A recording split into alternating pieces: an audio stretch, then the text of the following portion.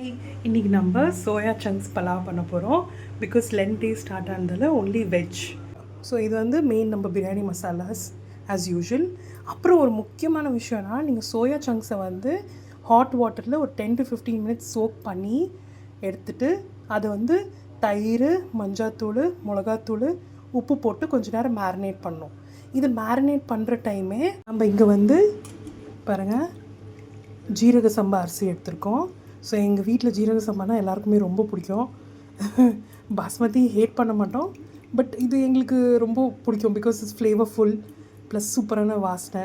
So இதை வந்து நம்ம வாஷ் பண்ணி ஒரு 20 மினிட்ஸ் சோக் பண்ண போகிறோம். 20 மினிட்ஸ் வந்து நம்ம சாப்பாடு பண்ணுற டைம், அதுக்கு சோக்கிங் டைம். நெக்ஸ்ட்டு முக்கியமான இன்க்ரீடியன்ஸ் பார்த்துக்கோங்க. ஒரு 1.5 பிக் ஆனியன், ஒரு பெரிய ஆனியன் எடுத்திருக்கேன். ஒரு 4 பச்சை மிளகா, கொஞ்சோண்டு பட்டாணி டேஸ்ட்டுக்காக, கொஞ்சம் ஒரே ஒரு பெரிய தக்காளி, கொஞ்சோண்டு லெமன் ஜூஸ், அப்புறம் ஆல்ரெடி ரைத்தா வந்து ரெடி பண்ணி வச்சுட்டேன் நான். உப்பு, நார்மல் நம்ம பச்சை மிளகா, வெங்காயம் போட்டு ரைத்தா இஸ் ரெடி ஆல்ரெடி. அப்புறம் பச்சை மசாலாவில் உங்களுக்கு புதினாவும் கொத்தமல்லி வேணும். இந்த மாதிரி ஒரு ஓப்பன் டேக்ஷாவில் தான் செய்ய போகிறோம். ஆக்சுவலாக எங்கள் வீட்டில் வந்து குக்கரில் செஞ்சால் யாருக்குமே பிடிக்காது. பிகாஸ் அதில் டேஸ்ட்டும் ரீட்டைன் ஆகாது. It's unhealthy way of cooking. So நம்ம இந்த மாதிரி டேக்ஷாவில் தான் பண்ண போகிறோம், ஓப்பன் டேக்ஷாவில். உங்களுக்கு தண்ணி அளவெல்லாம் நான் சொல்கிறேன். இது வந்து 2 பாவு அரிசி. ஸோ பாவுங்கிறது ஒரு கிளாஸ் நாங்கள் ஃபாலோ பண்ணுறது. 2 பாவுக்கு வந்து 2 சொம்பு தண்ணி ஊற்றுறோம். இன்றைக்கி கொஞ்சம் எக்ஸ்ட்ரா ரைஸ் போட்டார் ஹஸ்பண்ட், ஸோ அதில் 2.25 ஊற்ற போகிறோம். ஸோ இதுதான் எங்கள் வீட்டில் எங்கள் மாமியார் ரொம்ப வருஷமாக யூஸ் பண்ணுற பாவு. ஸோ இந்த பாவு வந்து கிட்டத்தட்ட ஒரு 1/4 கிலோன்னு சொல்லுவாங்க.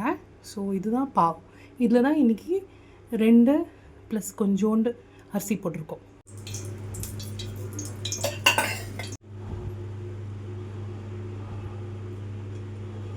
இப்போ நம்ம பிரியாணி மசாலாஸ் எல்லாம் போட்டாச்சு. கொஞ்சம் இது ஆயிலில் சாட்டே ஆட்டோம், அந்த ஸ்மெல் ரிலீஸ் ஆகிற வரைக்கும்.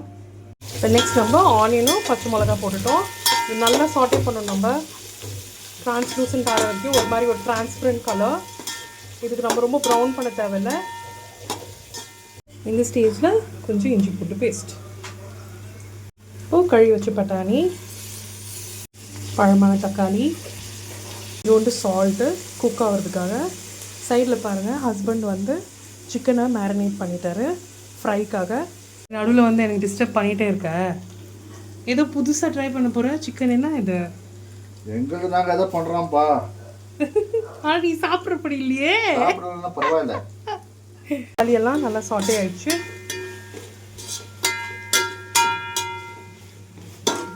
அடுத்தது நம்ம மேரினேட் பண்ணி வச்சுட்டு சோயா சங்க்ஸ்,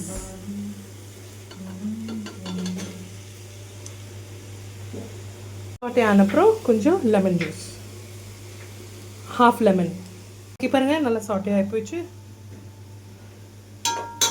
இந்த ஸ்டேஜில் நம்ம வந்து ரைஸ் போட்டு மிக்ஸ் பண்ணிவிட்டு தண்ணி ஊற்றிடலாம். அவ்வளோதான், ஈஸி மெத்தட். சங்க்ஸ் போடுற டைமில் கொஞ்சம் மிளகாத்தூள், கரம் மசாலா, அப்புறம் கொஞ்சம் பிரியாணி மசாலா சேர்த்துக்கோங்க. அந்த ஸ்டெப் நான் ரெக்கார்ட் பண்ணல. ரைஸ் போட்டுடலாம், ட்ரையாக மிக்ஸ் பண்ணேன். அம்மா சொல்லி கொடுத்துருந்து எப்போவுமே ரைஸ் போடும்போது ஒரு சிலுவை போட்டு போடுவோம் நம்ம. நத்திங் ரிலிஜியஸ், பட் ஃபாலோ பண்ணால் நம்ம லவ்வோடு சமைச்சா சூப்பராக வரும்னு சொல்லுவாங்க. நம்ம கொஞ்சம் ட்ரையாகவே தண்ணி ஊற்றாமல் இது வந்து இதில் நல்லா மிக்ஸ் பண்ணலாம் மசாலாவில். இது ஒரு டிஃப்ரெண்ட்டான ஃப்ளேவர் கொடுக்கும் நம்ம ரைஸ்க்கு. இப்போ நம்ம தண்ணி ஊற்றிட்டோம். இதை நம்ம இப்போ கொதிக்க விடணும். இந்த ஸ்டேஜில் நீங்கள் சால்ட் கொஞ்சம் செக் பண்ணிக்கோங்க, எவ்வளோ வேணும்ன்ட்டு அதை அட்ஜஸ்ட் பண்ணிக்கோங்க.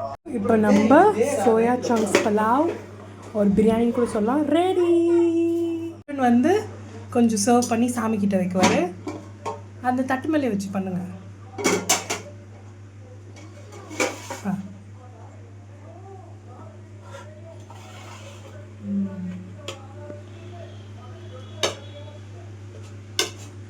போதும்.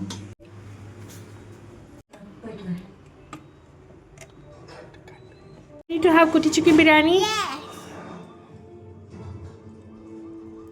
குட்டி சிக்கன் வச்சு விட்டுட்டா, கொஞ்சம் தயிர். ஹவுஸ் கேவா சூடாக்குதா? சாரிடா. நல்லா இருக்குதாண்ணா? நல்லா இருக்கா? தேங்க்யூ.